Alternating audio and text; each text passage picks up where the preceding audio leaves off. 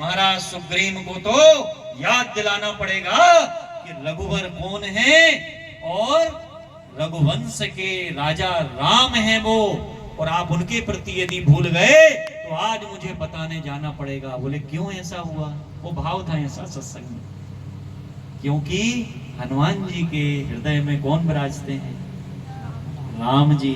और राम जी के मन में भाव आया तो तुरंत हनुमान जी के मन में भी भाव आया, और वो जाके सुग्रीव को जाके बता रहे हैं कि कौन है रघुनाथ, कहाँ भूल गए, कहाँ पड़े हो। और फिर सुग्रीव वहां पे त्राहिमाम करे।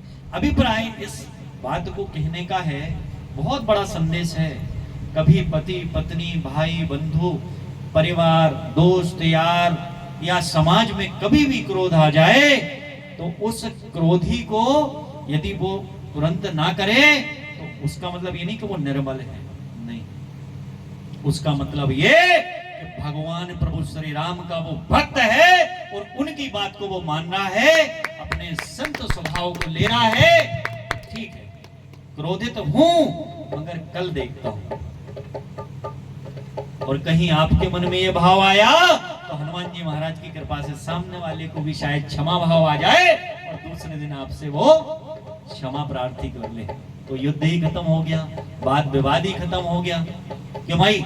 ऐसा होता है ना संसार में अमूमन, हम क्रोध में आके हम जानते कि हम गलत हैं, मगर क्रोध के वश में आके हम कुछ भी कह दिया, कुछ भी कह दिया।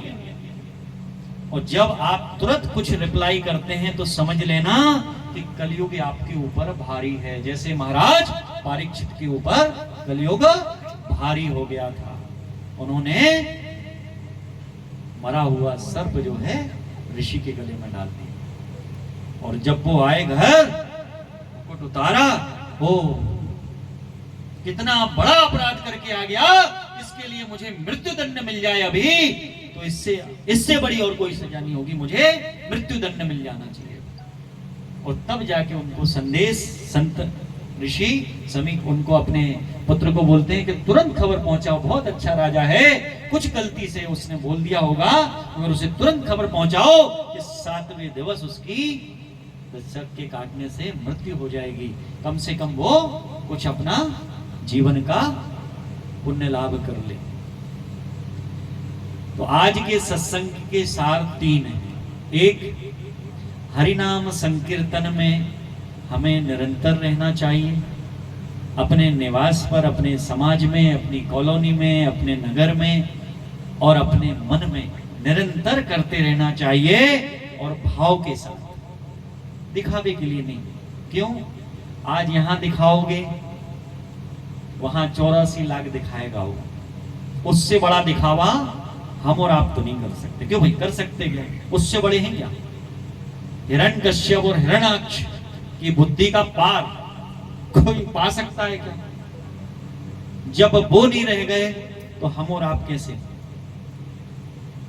एक दूसरा हरिनाम संकीर्तन हो गया, और दूसरा सुबह से लेकर शाम तक जब आप सोने जाएं तो अपने आप से ये प्रश्न करना, अभी तक के जीवन में और सुबह से लेकर रात हो गई, मुझे जिस विशेष कार्य के लिए इस शरीर में डाला गया है, बहुत ध्यान से समझ, इस शरीर में मतलब मैं शरीर नहीं हूं, मैं शरीर के अंदर बैठा हूं, और वो कौन है?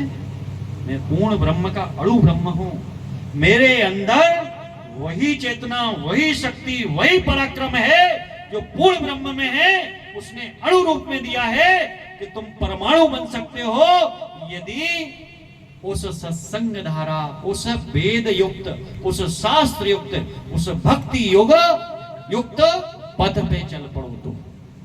और अपने जीवन को साकार करने हेतु आप जिस दिन ये विवेक जगा लेंगे, विवेक मतलब ऐसा विवेक नहीं, हाँ भाई अब व्यापार में ऐसा हो जाए वो हो जाए, अरे ये तो सब खत्म ही होना है यार।